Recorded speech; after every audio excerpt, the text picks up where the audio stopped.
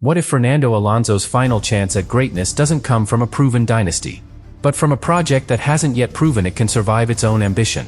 Inside the paddock, there's a quiet understanding that 2026 isn't just another regulation reset for Alonso. It's the last window where talent, timing, and machinery could realistically align, and once it closes, it doesn't reopen. People close to the sport are starting to admit something rarely said out loud. Alonso didn't choose Aston Martin because it was safe. He chose it because it might be the only place left willing to bet everything on one defining moment. And here's what makes this story different. When you understand why Alonso tied his legacy to this exact project, at this exact time, you realize this isn't just about one season. It's about whether one of Formula One's greatest careers ends with a final statement, or with the question of what might have been. From the moment Fernando Alonso aligned himself with Aston Martin's 2026 project, the decision was misunderstood by most of the outside world.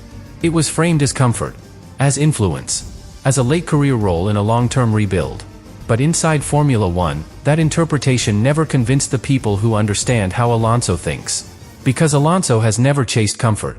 He chases moments where history can still be bent, even when the odds say it shouldn't be possible.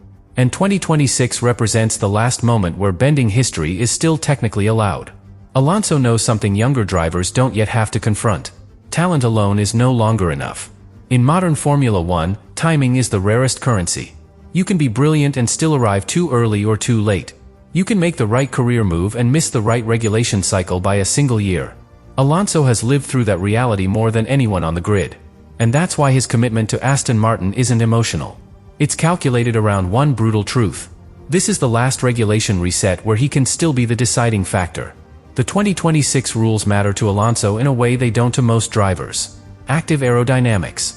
Heavier hybrid influence. More emphasis on energy management and race intelligence. Less reliance on raw physical peak. These are not neutral changes. They reward experience, anticipation, and adaptability. They favor drivers who can manage complexity rather than simply extract peak grip. In other words, they favor exactly the skill set Alonso has refined for 2 decades. That's not nostalgia. It's strategic alignment. But none of that matters without belief in the project itself.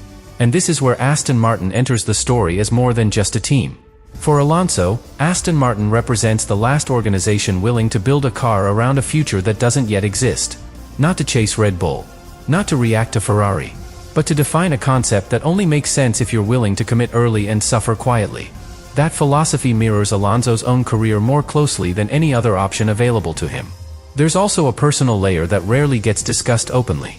Alonso doesn't need another contract. He doesn't need relevance. He doesn't need to prove speed. What he needs is closure. Not emotional closure, but competitive closure.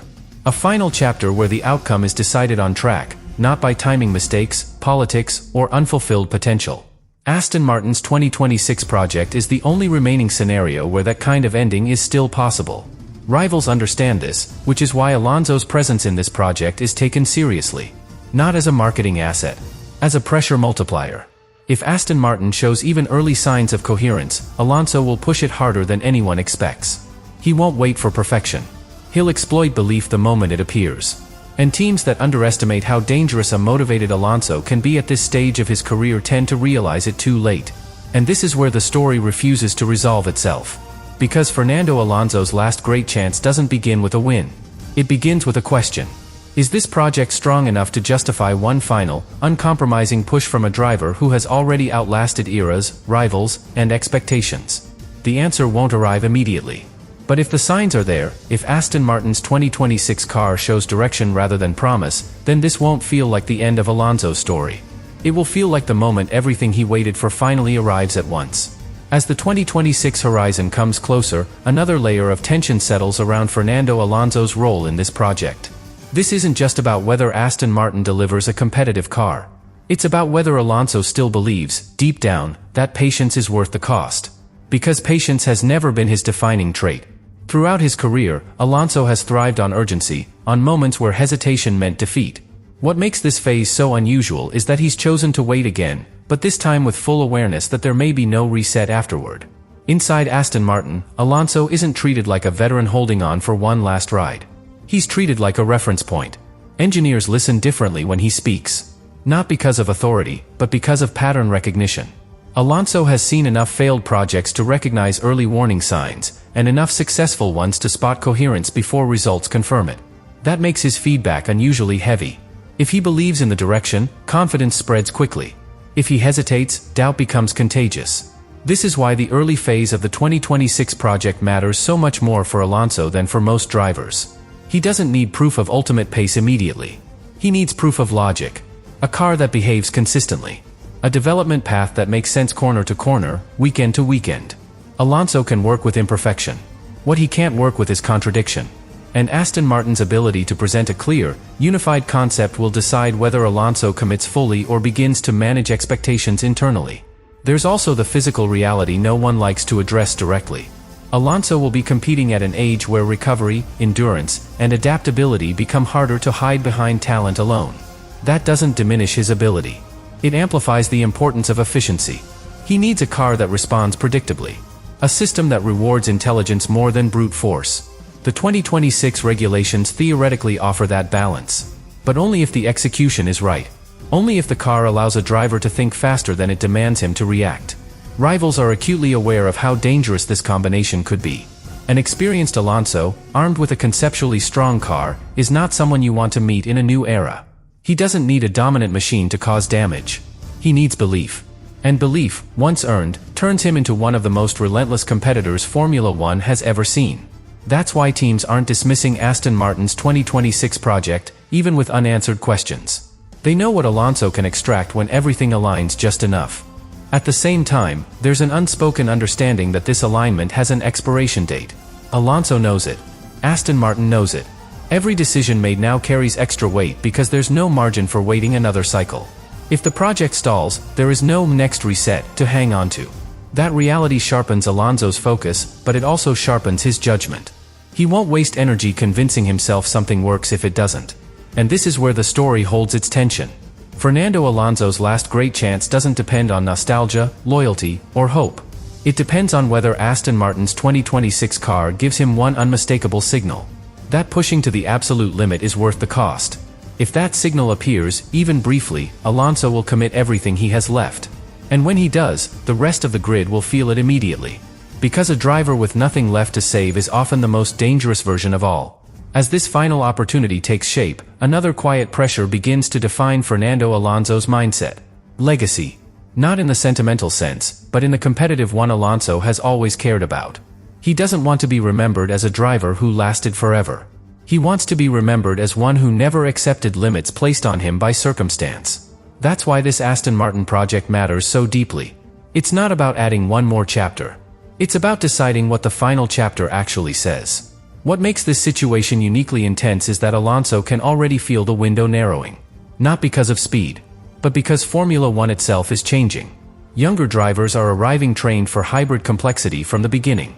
Teams are optimizing for long-term cycles rather than individual brilliance. The sport is slowly becoming less forgiving to outliers.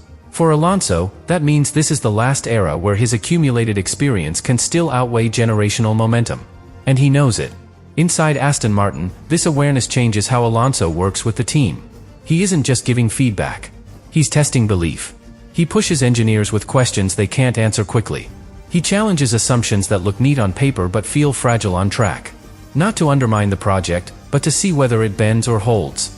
Because a project that collapses under questioning will collapse under pressure. Alonso has learned that lesson the hard way, more than once. There's also a strategic patience in how he's approaching this phase. Alonso isn't demanding guarantees. He isn't making public ultimatums. That silence is intentional. He understands that belief can't be negotiated into existence. It has to emerge naturally from coherence. From details lining up. From solutions that repeat rather than contradict themselves. He's watching for those signs more than anyone else in the organization. What rivals sometimes forget is how adaptable Alonso still is when given the right tools. He doesn't need the car to suit him perfectly. He needs it to be honest. An honest car tells you where the limit is and lets you play with it. A dishonest car hides its weaknesses until it's too late. The 2026 regulations amplify this distinction, because energy deployment and active systems reward drivers who think ahead rather than react late. That's where Alonso still holds an edge few others can match. But this edge only matters if the project commits fully. Half measures won't do. A car designed to be safe will waste Alonso's last window. A car designed to be bold might fail, but at least it gives him something he's always demanded from his teams: a chance to fight on his own terms. That's why Aston Martin's willingness to risk everything for 2026 aligns so closely with Alonso's mindset at this stage of his career. And this brings the story to its unresolved core. Fernando Alonso's last great chance doesn't hinge on whether Aston Martin wins a title. It hinges on whether the project gives him one unmistakable feeling: that if he leaves nothing on the table, he won't leave with regret. If that feeling arrives, even briefly, Alonso will give everything that remains. And when a driver of his caliber reaches that point, the outcome is never predictable. It's only inevitable that something unforgettable will happen next. As this final chapter approaches, another tension quietly tightens around Fernando Alonso's role in the Aston Martin project. Expectation versus acceptance. Alonso has spent his entire career rejecting the idea that circumstances should define outcomes. But now, for the first time, he's operating in a space where acceptance is not resignation, but strategy. He understands that he cannot force 2026 to work. He can only decide how completely he commits if it does. That internal balance is new territory, even for him. What makes this moment so fragile is that Alonso no longer needs external motivation. There is no hunger for validation. No need to silence critics. The motivation now is internal, almost philosophical. He wants to know whether the sport that shaped his life can still reward mastery over timing. Whether experience can still bend a modern Formula One car to a driver's will. Aston Martin's 2026 project is the last environment where that question can still be answered honestly. Inside the team, this creates an unusual dynamic. Alonso isn't pushing emotionally. He's observing. He's watching how the team responds to pressure, to bad data, to conflicting signals. He's paying attention to who stays calm and who starts protecting their own territory. Because Alonso knows that championships are rarely lost through lack of speed alone. They're lost when belief fragments under stress. What he's really testing right now isn't the car. It's the resilience of the organization around it. There's also a quiet realism in how Alonso views risk at this stage of his career. He's no longer afraid of failure. He's afraid of ambiguity. Of leaving the sport without knowing whether the final bet was truly worth making. That's why Aston Martin's all-in approach resonates so strongly with him. Win or lose, this project promises clarity. It removes the excuse of, "what if we'd tried harder," from the equation. For Alonso, that clarity may be more valuable than the outcome itself. Rivals understand this, which is why they're wary of writing Alonso off too early. A driver who knows there is no tomorrow races differently. He doesn't protect tires the same way. He doesn't settle for safe points. He doesn't wait for permission. If Aston Martin's 2026 car gives Alonso even a narrow window to attack, he will use it without hesitation. And drivers around him will feel that intensity immediately, whether the car is dominant or not. At the same time, there's an awareness that this intensity cuts both ways. If the project fails to deliver coherence, Alonso won't mask it. He won't pretend belief exists where it doesn't. That honesty can be uncomfortable, but it's also what gives his feedback its power. Aston Martin didn't bring Alonso in to be patient. They brought him in to tell them, without compromise, whether the dream is real. And this is where the story deliberately pauses instead of concluding. Fernando Alonso's last great chance doesn't end with a result. It begins with a choice he'll make quietly, long before the world sees it. The choice to commit fully, or to accept that the window has finally closed. That decision will shape how he drives, how the team responds, and how this era is remembered. Because if Alonso decides the fight is worth everything he has left, the outcome won't just be competitive.